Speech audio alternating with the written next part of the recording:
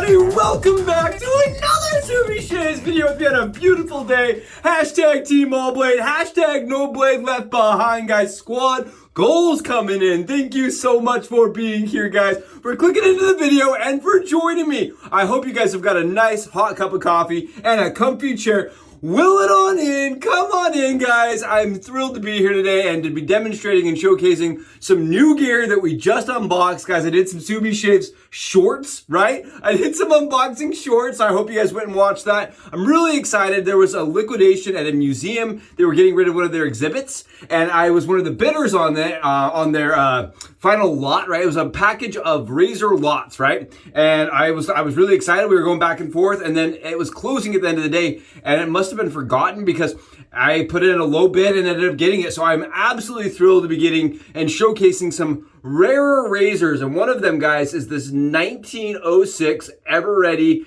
Lather Catcher, guys. This is one of those ones that is considered to be one of the first razors ever developed as a safety razor, right? There were kind of safety razors that went on top of your actual straight blade that I attached, right? That were kind of a first iteration. And then you had these lather catchers that came out, and they had a wedge blade usually, and you would strop them. They look like a piece of a straight razor. And in the end, guys, what that developed is then we started using these gem blades, right? The SE blades. They were actually different variations. You had like gem Damascus that made their blades. You had a bunch of different blades that looked very similar to our modern gem blade.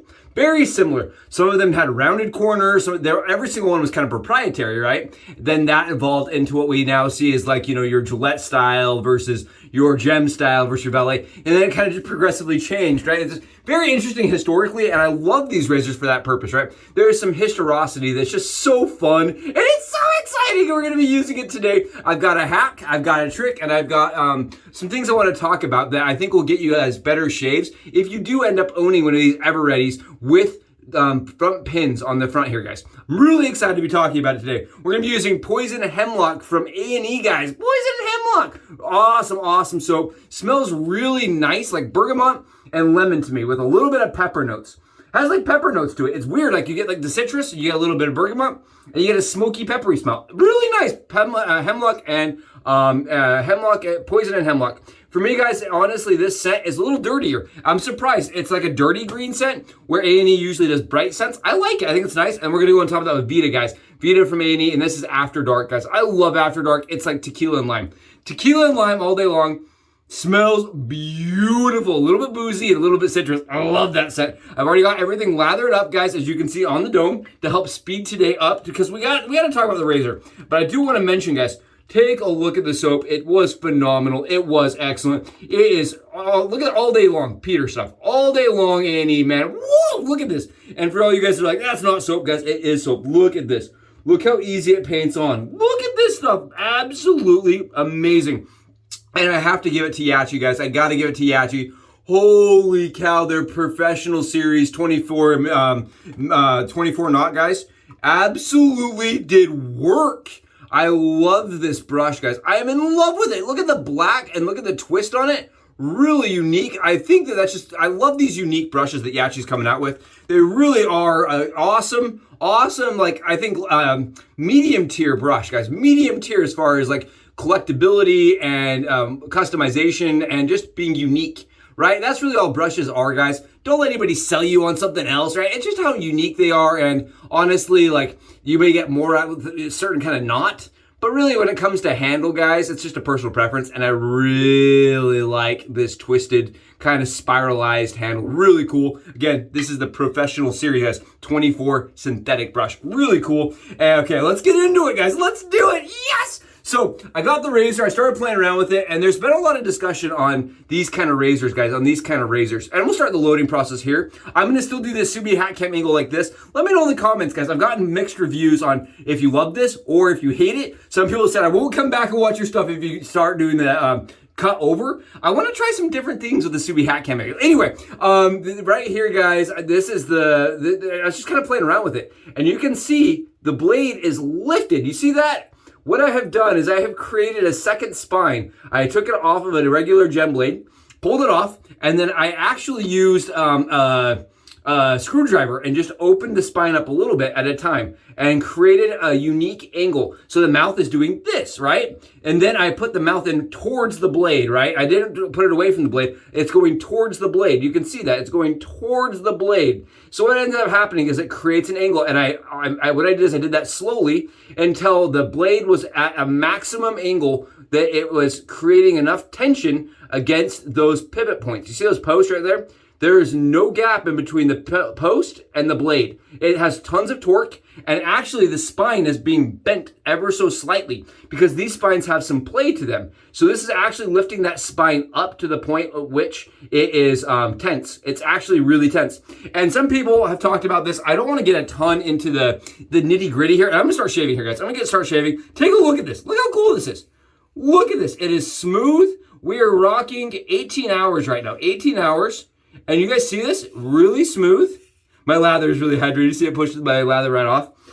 Very smooth. Look how it catches it. Look how it catches it. Really cool, right? Is that awesome? So some people have talked about modern blades versus the proprietary Ever-Ready blades of the era and gem blades of the era, and how they were done at different angles back in the day, and that they were a much firmer blade, right? They had a lot more tension on the blades than they do today. They were much more rigid, guys. So in order to compensate for that, right, there's been 3 different hacks that I'm aware of. The first one is you break the spine in half, an extra spine, and you stack them together. I'm not doing that. That sounds like a pain in the butt. Stacking 5 broken in half spines till you get the angle you want, right? Another way, guys, is you can order from my buddy Frugal. You can go ahead and get yourself a wedge blade setup where he will print a blade holder for your razor. For me, guys, this is going to be something you have to tailor for each razor. So even if you order that from Frugal, you're still going to be tailoring something. You're still going to be in there because these are like right 116 years old. They've aged. The little pins have been mouth shaped and formed and broken, and kind of, you know, it's something that you're going to have to kind of play around with on each individual razor. And as such, I don't know if 3D printed design is going to be the best, really the best use, right? I don't think it's going to give you the best performance, where you're going to have to customize and tweak it from the get-go. And then the third way, guys, that I have seen personally is that people went in and would stack an extra wedge underneath, guys. They would actually take their old wedge and stick it underneath a gem blade, which could work. I think you have the concept, there is some fear that it was going to push around and move and end up shifting. But, I mean, it could work if you're really careful and really cautious, right? You could do that.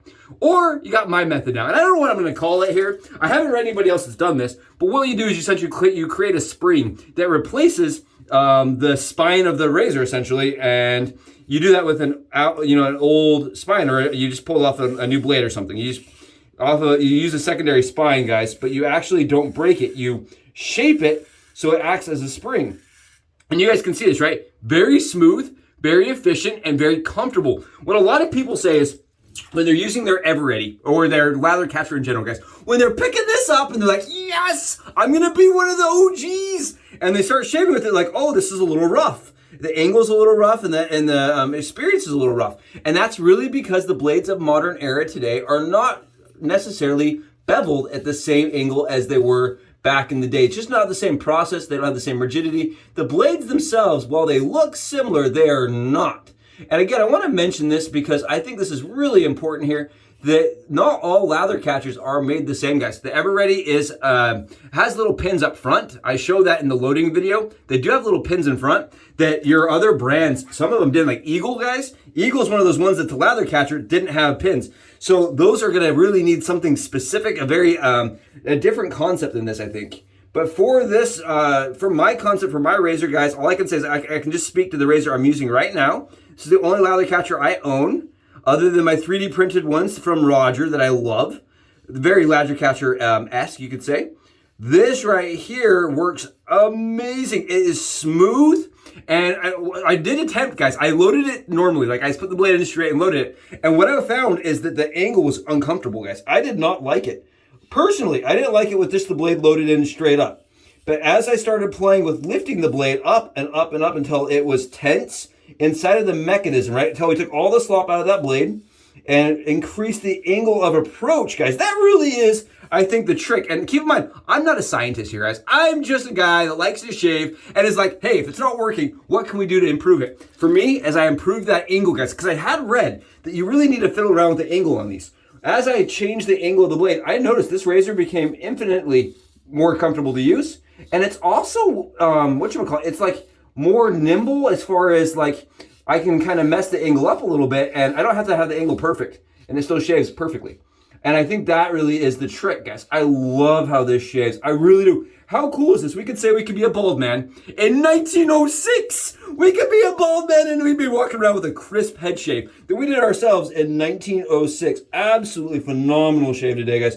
Beautiful shave. I mean, this is crazy. And I'm going to really push it, guys. I am not going away from this shave until it's as close as anything I've ever owned.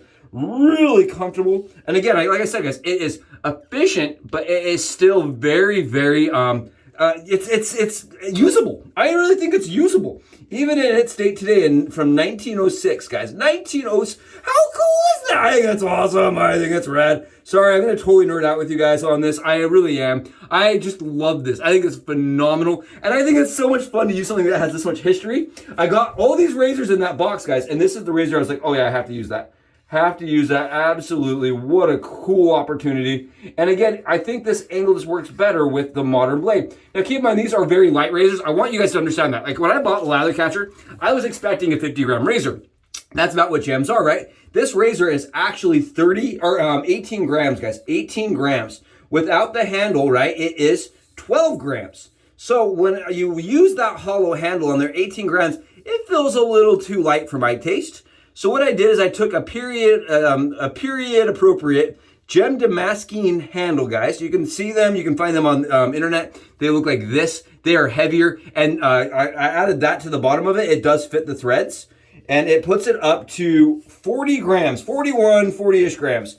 And that makes this a little bit smoother and a little bit easier to keep on the surface as you're shaving. Guys, that right there is a shave. That right there is a shave. I don't care, guys. I don't know. I guarantee someone has tried this or done something similar to this. I don't really know. When it comes to documenting things that existed since 1906, I have a hard time believing I am the originator or the OG person to do this. I guarantee I'm not the first person like, well, let's add some angle using the back of his spine. Let's shape it and form it until it has zero slop in it and see how it shaves. But I can tell you the cool part about this, guys, is you take that piece out, right, after you're done shaving, and you can just load it in a second time with another blade. And you've literally made yourself a custom-made spring or a spine that will fit all modern SE blades as far as gem or blue star, any of the gem blades. Really comfortable, very close, very efficient, guys, very efficient. Oh, I love how I don't have to, see, usually you have to go in like with this angle to get that to shave with the blade being flat. But as it's angled up like that, you can even tilt it a little bit like this, and it stays smooth and stays efficient, guys. You don't get chattery fillings at all. And I love that. I think that's really good. Oh, man.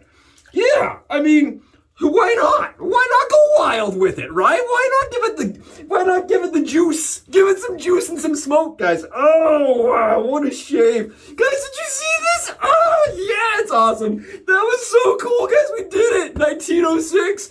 BBS glass, guys. Does it still work? Could we be a bald man in the vintage era? Oh, we could. We would have a crisp shave. We would be crispy, guys. And I know some of you right now are like, no, that didn't work. It worked, guys. And let me tell you something. They just didn't work for my head. I did my neck last night with it. Phenomenal. No irritation today at all. None last night. Did my cheeks with it last night. Killed the shave. And I was like, all right, how wild can I get? Did armpits? I went wild with this guy. And it was awesome, guys. No cuts, no irritation, no nicks, nothing. So for me, this really does improve the shave, guys. It really does. It makes the shave so much closer, so much more comfortable. And it really feels like the modern blade is at the angle that it wants to be at. And I know some of you are going to be very skeptical. I don't blame you. I really don't blame you. As I was reading people's research and, scientific evidence that our blades are not designed for these razors, right? I came to this conclusion. It's going to have to be something you test yourself. I really did. I was like, well, I'm going to see it out for myself. Put it to my skin. I was like, oh, that's weird. I don't love that. Lifted the blade up, instantaneous. I'm like, oh, much better. And I think that's why in some of these razors, guys, you'll see people shimming the gems because I think that angle of approach really does help. increasing that blade angle is really key for me at least. And I want to show you guys this is how easy this is to take out. We're just going to pop the blade out now that we're done shaving and take these out, guys. So you see this right here? We're just going to pop that out and take it out. And like you can see here, that's it. We're all disassembled. This wasn't hard to do, and it doesn't jack like the razor up, and it's not putting too much pressure on this piece back here. It's nice. It feels like it should, guys. I'm going to say like that. It feels like it should, and it shaves even better. Oh, yes, we did it, guys. Awesome shave, and you were here for it. You witnessed it. So I hope if you end up seeing one of these in like a local flea market, a swap meet, something, keep in mind you want to look for ones that have pins up front, guys. The pins up front really make it so that you can do this kind of method that's gonna hold it in place. If it doesn't have one of those pins, guys, you're gonna be needing something specific for that razor, and I can't help you there because I don't have that, right? I'm not there with you. If I was, I would be like, let's sit here and figure this out. Let's Sumi shaves this out of the box. But for me, guys, the Ever Ready set at least, what a shave. What a shave. I know there's about 5 or 6 different standard lather catchers and then like 50 or 60 unique ones that are floating around. There's a lot of them, guys. So keep in mind, while you're looking, make sure it has blade pins and make sure that this trick will work. It has some kind of attachment that's going to push the blade into security. What a shave. Super comfortable. Guys, I hope you found it fun, interesting, and exciting. I know I did. I absolutely loved it. Catch you guys in the next Subi Shaves video. Subs out.